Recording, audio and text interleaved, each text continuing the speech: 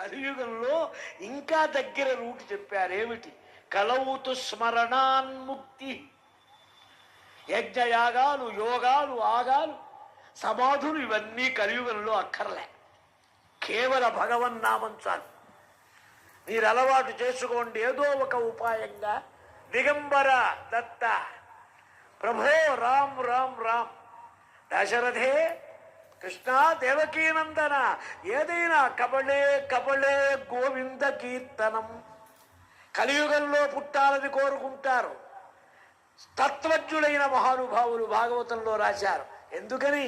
ఒక్క నామస్మరణంతో మనకు కలియుగంలో చూడండి, నువ్వు చేస్తేనే పాపం, అట్మాస్ఫియర్ నీకు సంబంధం లేదు. ఇతర యుగాల్లో అట్లా కాదు.